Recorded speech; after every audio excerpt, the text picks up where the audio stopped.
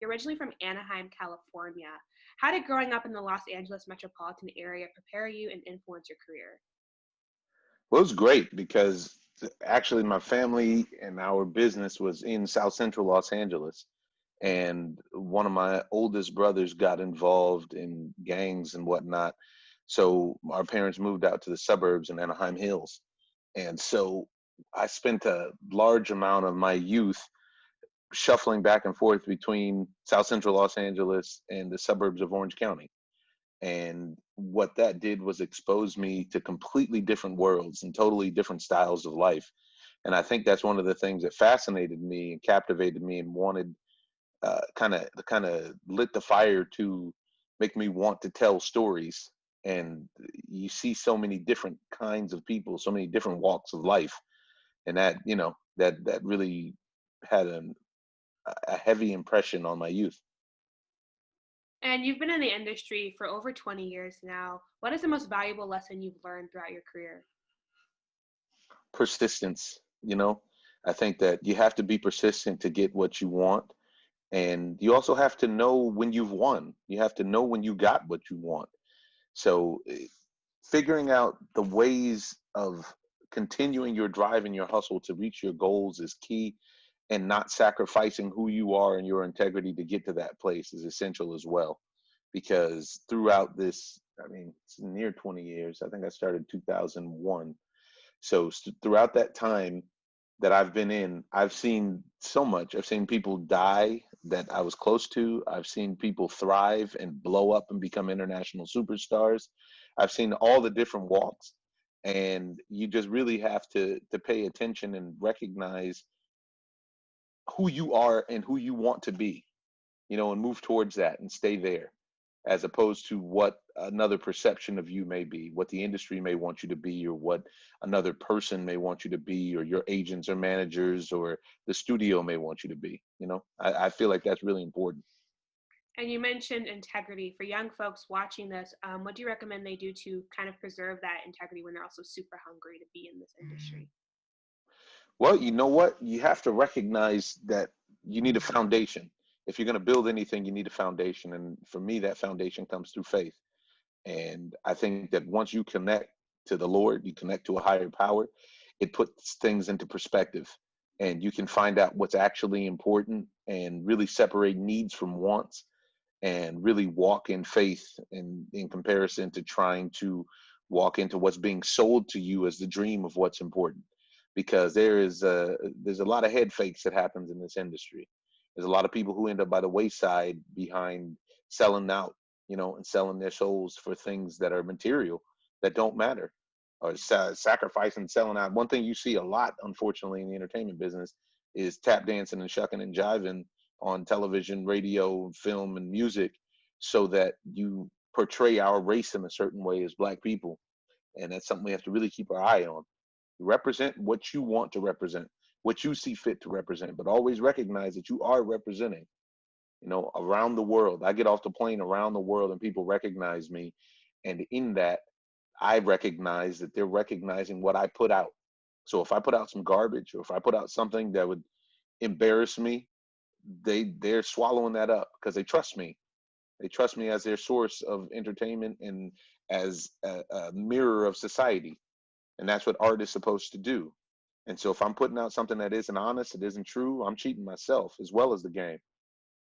And I noticed your Trayvon portrait in the back. How do you recommend having these difficult conversations in media, especially in 2020 when there's a lot of tension, but also a lot of pain we're experiencing right now? For me, I go with plain talk. I mean, I think that if you speak your truth from your experience, there's an authenticity that the truth always touches a nerve in people. And I believe that with what's happening in society, there we're under massive changes that are underway in society. And in that, you have to recognize that change is very uncomfortable for most people. And you can actually affect change and maybe show someone a perspective that they didn't already have if you're honest about your experiences. And so for me, that's my approach. I mean, we're just doing season 2 of The Unicorn now, and we're actually touching on some serious issues this season. And I'm very interested to see how people digest it. because some people, when it gets uncomfortable, they change the channel. Other people get deeper down the rabbit hole and more intrigued. And so, you have to recognize that you can't please everybody, and the honesty of it all is more important than trying to be liked or loved at all times. And with season two, we know that a lot of those difficult conversations are going to be happening in this season. And you played a large role in creating that process, especially with episode three. What was your process in building that story for episode three, but especially in this season two in general? This was something that I asked for and the cast asked for, was for us to touch on what was going on, because when the show got the word that we were doing a season two, when we got renewed, we had a big conversation, a Zoom call, as a matter of fact, with all of the writers and the producers. And it was just after George Floyd was murdered and Ahmaud Arbery had been murdered. And at this time, there was millions of people around the world taking to the streets to speak on the behalf of Black people being murdered by police. And I felt we would be remiss to miss that moment. With the dynamic cast that we have, with the amount of talent we have in the cast, we're uniquely positioned to actually tackle some of this stuff, because our show is a diverse show. It takes place in the suburbs, and that was how it came about. And I feel like the show did a great job of assigning the weight of those moments to who they assigned it to. And you guys will understand that when you actually see the episode. But Howard Jordan wrote the script. Matthew Cherry, Oscar winner Matthew Cherry. I always have to say Oscar winner when a cat has an Oscar. He directed it. And, as a cast, we try to put it down. So we'll see how it's received. But to me, it's just really important to maintain that relevance of what's going on in society, and the topic of social, racial justice, equality, and change is completely and totally relevant today. Absolutely. And with the timing of this episode, I mean, we have the Kamala Harris win at the end of kind of the year. What do you hope audiences can learn from watching this episode? You know, More so than learn, if there's a thing to be learned, it's that you can communicate with your fellow man, and that your experience doesn't make it Bible. Just because it's that's what you've thought about it, that's what you have to be open-minded to listen to other people, and you meet somewhere in the middle. And in this episode, one of the things that we do is we study and we talk about communication, and how important it is to, just like we were talking about earlier, to share your experiences and match that up with somebody who's actually probably from a different place. And in that, you're going to learn a lot about each other, and that can bring you to a more compassionate place, so that you can actually hold somewhere in your heart that has an understanding and an opening to learn, to change, or to find a way to make an allowance for someone, as opposed to finding a way to condemn someone. Because so much now in society is about a gotcha moment, or trying to say, aha, see, trying to find a way to condemn people. And I don't think that we're going to get anywhere as humanity if we're always looking to judge and condemn. Absolutely. And audiences might also recognize you from CSI Miami and Ballers. How do you feel like Ben differs from the two characters you've played previously? Oh, it's night and day. It's great because on CSI Miami, I tell people all the time, I would have been on that show for 20 years if we'd have ran, because I felt like it was really important as a Black man to be the authority figure, and to be cool as the authority figure, because he was a cop, he was a scientist, as opposed to being on the other side of the law. And with Ballers, that experience as a professional athlete turned car salesman turned professional athlete turned professional GM of sports, that was just a fun ride. And that exposure of that zenith between sports and celebrity and finance was something that seemed to really captivate society, because everywhere I went around the world, people loved that show, man. People love them some Ballers.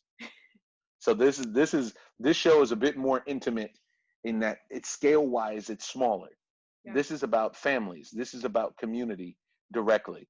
And I think that is the heart and soul of the show, The Unicorn, is that we're talking about community building, and how it takes a village to maintain a community, as opposed to just you always hear the phrase, "It takes a village to raise a child," but it takes a village to maintain sane adults and to maintain community as well.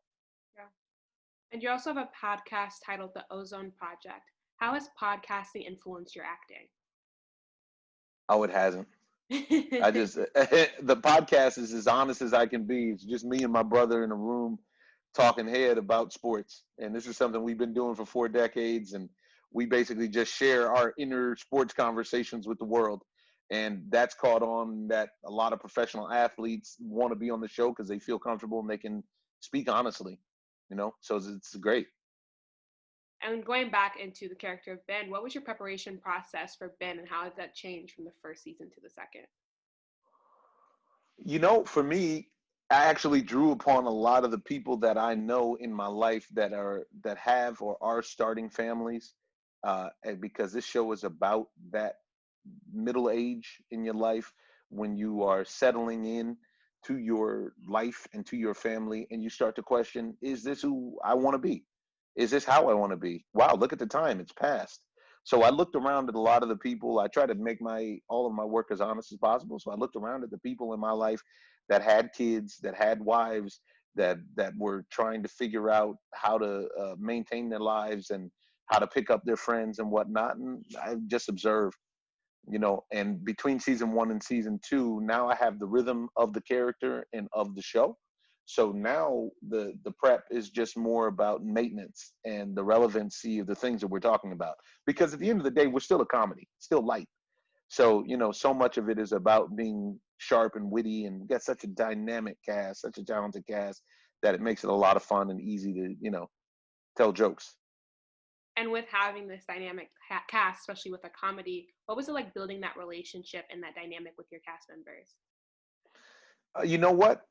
Two of the people I'd already worked with, so that there was no learning curve there. I'd worked with Rob Corddry on Ballers for the last 5 years, and I'd worked with Walton Goggins on Miracle at St. Anna, the Spike Lee war film, long time ago, like a dozen years ago. So we already had a rapport. And working with Myelin Robinson, that plays my wife, that was something that I had to learn. We had to learn each other's processes, and the same with Michaela Watkins. And we also have a bunch of child actors, so there was somewhat of a learning curve, but it took place quickly, and now now we're rocking and rolling. Now the biggest thing are the COVID protocols, which changed the actual process of filming. But you live and you learn. This is how it goes. Life is about adjustments and change. Right. And what has been the filming process with the current COVID epidemic? It's a different animal. There's a lot less interaction between departments now. So you have, everybody's masked up at all times except for when you're actually filming the scenes, and you're in different pods. They try to keep the actors completely separate from everybody. And, they it's all for safety's sake. Right. But when I'm out and about at the grocery store, out in public, and people are telling me they need some new entertainment because they've worn out all of their cues over the quarantine, it's encouraging to be at work and to go to work. Absolutely. And what do you hope audiences can gain from watching this season of Unicorn? I hope it's a continued catharsis, and I hope they can gain some laughs and some peace, because we're trying to bring hope and optimism. The show is about a widower who's forced to pick up the pieces of his life and raise two children on his own after his wife passes away. And with the COVID pandemic taking place and 250,000 Americans losing people, and more than a million people around the world losing people, I think that it's very important that people have an outlet and a way to process the grief. And hopefully we can be a part of that process.